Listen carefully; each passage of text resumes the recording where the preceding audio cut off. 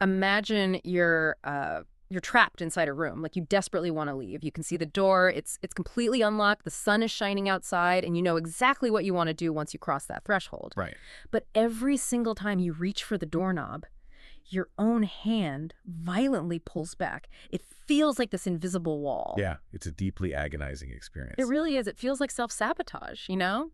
Like you are just fundamentally broken, lacking the basic willpower to, I don't know, just turn a simple handle and walk into the life you actually want. And you sit there looking at your own hand thinking, why can't I just do the thing? What is fundamentally wrong with my wiring? Exactly. But what if your wiring is completely fine? Mm-hmm. What if that inability to turn the doorknob is actually a highly successful, perfectly executed survival mechanism? Oh, that's the big question. Right. So today we are taking a deep dive into this really fascinating stack of writings and frameworks developed by Dr. Dorothy W. Parker. Yes, her work is incredible. It is. And our mission for this deep dive is to completely reframe how you understand stagnation.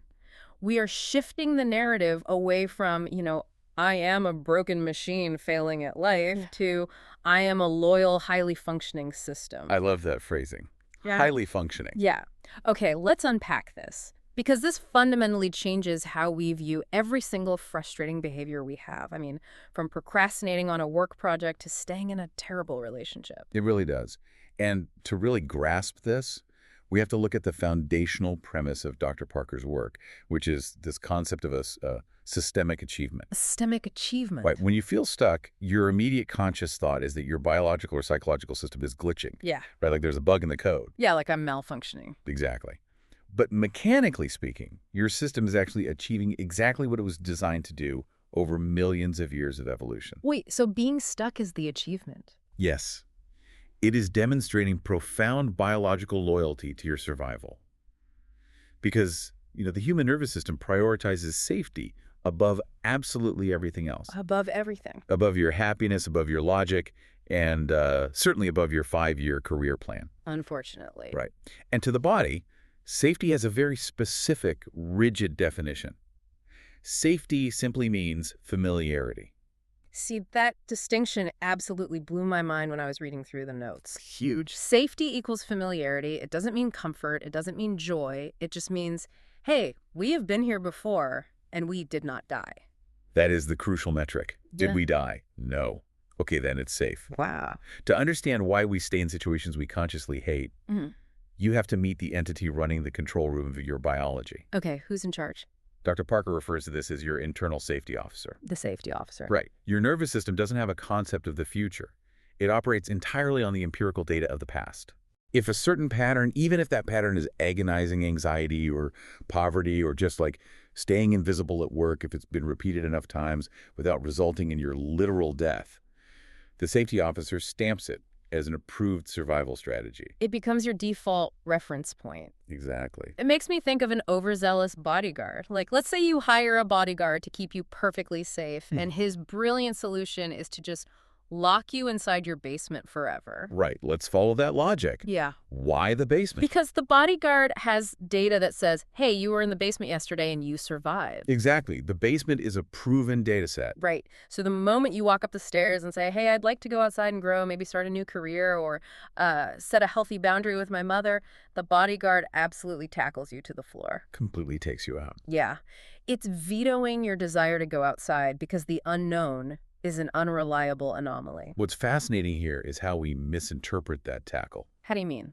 Well, when that internal bodyguard takes you down, you experience it physically and mentally as a panic attack, right? Or a wave of crippling self-doubt or sudden overwhelming exhaustion. Oh, for sure. And you call it self-sabotage. But the body isn't sabotaging you. It is successfully maintaining a structural agreement. A structural agreement. Yes. Years ago, your mind and body made a silent pact about how to navigate a chaotic world. And your nervous system is just faithfully upholding its end of the bargain.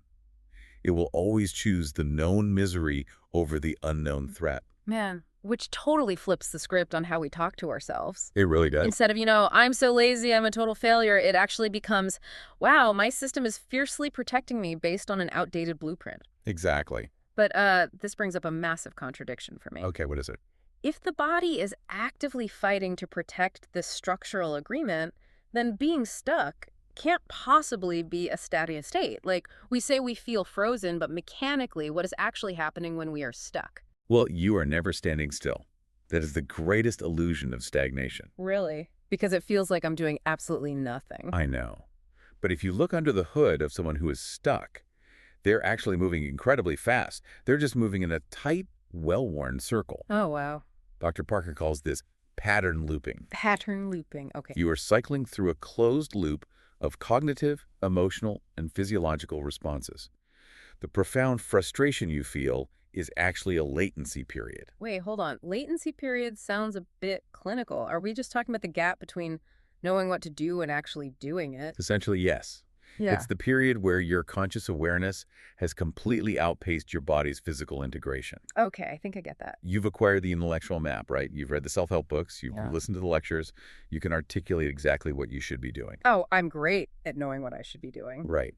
But your nervous system hasn't integrated that map. It does not trust the new route yet. I want to push back on this idea of moving fast, though. Okay, go for it. If I'm looping and burning all this energy, why does it show up in my life as doing absolutely nothing? What's an example? Take procrastination. If I have a major project due, and I spend 3 hours staring blankly at a screen or doom scrolling on my phone, that doesn't look like a high-speed loop. It looks like a parked car with the keys out of the ignition. It looks like a parked car from the outside. Why? But internally, the engine is redlining. Really? Redlining. Oh, absolutely. Let's break down the physical mechanics of that procrastination. Okay. When you try to force a new behavior, like writing that complex proposal, your body registers that sudden demand for high-level cognitive exertion as an anomaly, a threat. Right, because it's not the safe basement. Exactly. Hmm. So how does it defend its familiar state, its homeostasis? It actively suppresses the new behavior by flooding your system with stress hormones. Oh. Cortisol spikes. Your heart rate might subtly elevate. So the doom scrolling isn't just me being distracted. No. It's my body deploying a coping mechanism to soothe the biological alarm bells that just went off. Precisely. Your body is hitting the brakes with both feet, which requires a massive amount of metabolic energy. That makes so much sense. That is why you feel so physically exhausted after a day of procrastinating, even though you technically did nothing. I always wondered about that. Like, why am I so tired from watching TikTok for 3 hours? Because your body was working overtime to defend its baseline. And this physical reality naturally cascades into our emotional state too. Which is where it gets really heavy. Because if your physical body is constantly redlining just to keep you in the loop, that exhaustion has to dictate your emotional bandwidth, right? It dictates everything. Emotionally, people often feel like they are permanently broken by their past. But Dr. Parker's reframe is that your system is just actively returning to its most consistent emotional data. The proven data set again? Exactly. If chronic worry, hypervigilance, or shame kept you safe and unnoticed in a volatile childhood environment, your nervous system stabilized around those emotions. Oh, I see. So today, when things get too quiet or too positive, your system feels unmoored. It actively recreates those old feelings of shame or anxiety because, to the safety officer, that emotional cocktail equals survival. It's consulting the archive and saying, hey, we survive when we feel anxious, so let's generate some anxiety. Exactly. We need anxiety to stay safe. And if that's our internal emotional baseline, it makes total sense how this bleeds into the relational side of things. Oh, absolutely.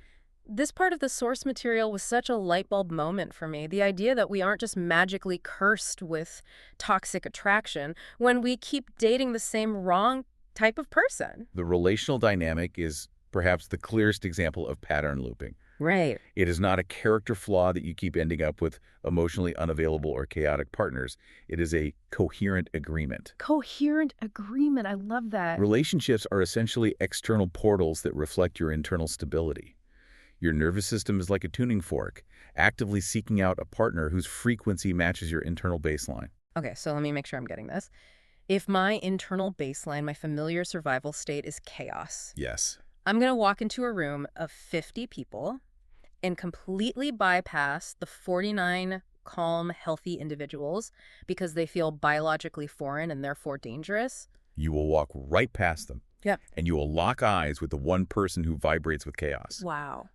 Because your nervous system recognizes them. Yeah. It says, I know how to survive this person. I have the blueprint for this. Even if it's terrible. Even if it is consciously painful, it is a known quantity. It is a coherent match to your internal structure. Okay, so if we zoom out and realize we are looping, if we finally see that our stuckness, our exhaustion, our relationship patterns are all just fiercely protected survival mechanisms, Right. our immediate natural instinct is to try and break the loop. Of course. We want to smash the pattern. But anyone who has ever tried to suddenly overhaul their life knows that doing so triggers this intense, often agonizing crisis. Yes. You try to change, and suddenly it feels like your entire world is falling apart. Because you are initiating a literal structural clash Mhm. between two internal architectures. A clash. Dr. Parker defines these as inherited stability and emergent stability. Okay, break those down for us. Inherited stability is the old, trusted pattern we've been talking about. The anxiety, the procrastination, the chaotic partner. Right, the basement. Exactly. Emergent stability is the new, desired pattern. Hey. The boundary you want to set, Yeah. the daily workout, the healthy communication. The outside world. Yes.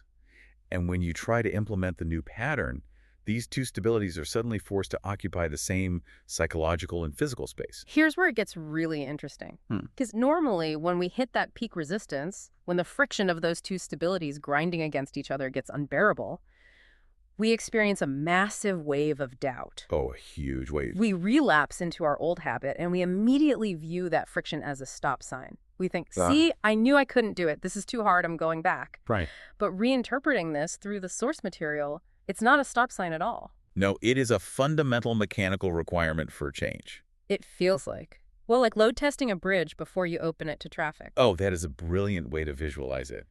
If your nervous system is the chief engineer. Right, so the engineer has been watching you drive over this old rickety bridge your whole life. It's a terrifying bridge, you hate it, but it hasn't collapsed. You survived. Right. Now you decide to build a shiny new bridge right next to it. But the engineer isn't just going to detonate the old bridge the second you lay the first brick of the new one. Exactly. The engineer's going to drive 10 massive dump trucks onto the new bridge to see if it cracks under pressure. Yes. The body refuses to collapse the old safe pattern until it puts absolute maximum weight on the new pattern to guarantee it won't crumble. It needs proof. That intense crisis you feel, that urge to quit right before you succeed, is just the body conducting a stress test.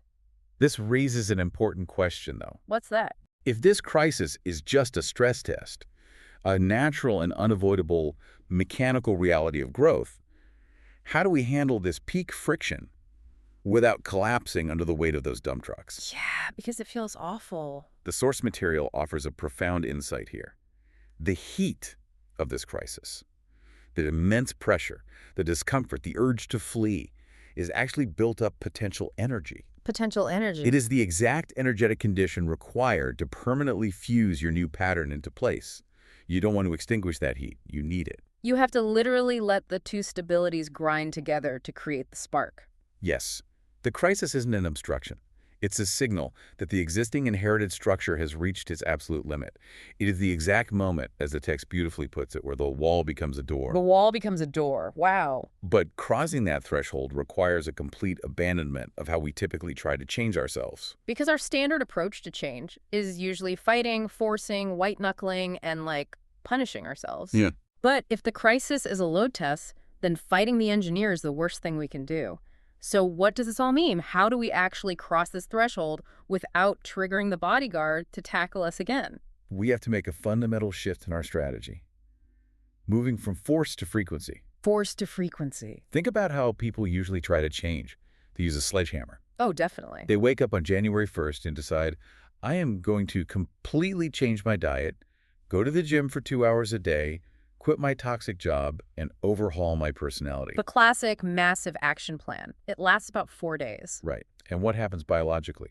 Your nervous system looks at that massive, violent force and registers a severe, life-threatening anomaly. The safety officer is freaking out. The safety officer pulls the alarm, and when the alarm goes off, the system forcefully retreats to the old familiar baseline. The sledgehammer always fails because the nervous system is designed to reject sudden, massive force. So how do we implement this without the sledgehammer, like day to day? It means your approach to change must become, in Dr. Parker's words, quieter, but more exact. Quieter, but more exact. You must shift your reliance from intensity to consistency. You do not fight the old pattern. Okay. You do not try to fix or break it. You quietly and steadily introduce the new behavior alongside it over and over until your system recognizes the new behavior as the safer default. Let me play devil's advocate here because I know what the listener's thinking. Go for it. If I drop the sledgehammer, if I stop aggressively forcing myself to change, isn't this quiet work just a nice psychological way of saying I'm giving up? Not at all. Am I just supposed to sit on the couch and do nothing while I wait for my brain to magically decide I'm ready to be a new person? No. The quiet work is highly active. It's just not violent. Okay. Think of it less like a sudden hurricane and more like a steady tide. The tide! A hurricane comes in with massive force, crashes against the shore, causes a ton of destruction, and then retreats, leaving a mess. That's the sledgehammer. That's a sledgehammer. But a steady tide consistently occupies space. It comes in, inch by inch. It doesn't fight the shore. It just holds its ground over and over until the entire landscape changes. Okay, let's ground this in a real example. Sure. Let's say I want to write a book, but my pattern loop is to procrastinate, panic, and then binge watch television. A very common loop. Right. The sledgehammer approach is telling myself I have to write for 5 hours on Saturday, and if I don't, I'm a total failure. And your nervous system will almost certainly reject that 5-hour demand. Absolutely. The steady tide approach, the frequency approach, is sitting at your desk for literally 10 minutes every single day. Just 10 minutes. Just 10 minutes. You don't even have to write a masterpiece. You just have to occupy the space. Yeah. You are introducing the biological reality of sitting at the desk without dying. I am proving to the safety officer that the desk is a safe environment. Yes. You are increasing the lubrication rather than increasing the pressure. That makes so much sense. Let's look at it relationally, too. If you're trying to set a boundary with a demanding family member, the sledgehammer is waiting until you explode, having a massive screaming match, and then retreating out of guilt. We've all been there. The frequency approach is calmly stating your boundary, I cannot attend that event, and then holding the silence. Just holding it. You don't justify, you don't fight, you just hold the new vibration. It's the difference between trying to scream over someone to win an argument versus just calmly and repeatedly stating your point until they realize you aren't going to back down. Exactly. We're just holding the line. You are outcompeting the old pattern through sheer consistency.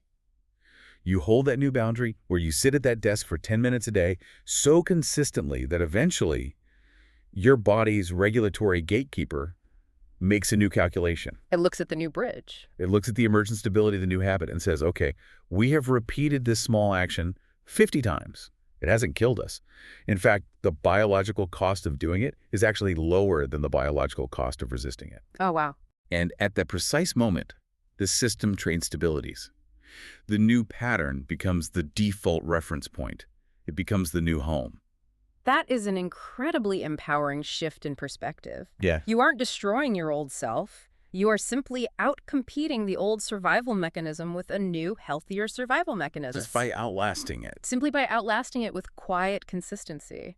It really ties everything we've explored today together for you, the listener. It does. If you take away just one thing from this deep dive, let it be this.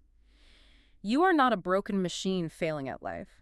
You are a fiercely loyal, highly evolved system functioning with incredible precision to protect a structural agreement that once kept you alive. Wonderfully said. Thanks. The next time you feel stuck, the next time you feel that agonizing friction, the exhaustion, the urge to pull your hand away from the doorknob, remember the engineer. Your body is just load testing the bridge. It's just asking for empirical proof that your new path is safe. Reduce the massive pressure you put on yourself, increase the quiet consistency of your actions, and own that friction. It is not a stop sign. It is a loading bar. And if we connect all of this to the bigger picture of your own life, I'd like to leave you with a final thought to mull over as you go about your day. Okay, let's hear it. Consider the specific pattern you feel most deeply trapped by right now. The habit, the fear, or the relationship that frustrates you the most. Yeah. If being stuck is truly a highly successful survival mechanism, what exact thread did that pattern successfully save you from the very first time it formed? Oh, that's a great question. And more importantly, if you look around you right now, is that threat even in the room with you anymore?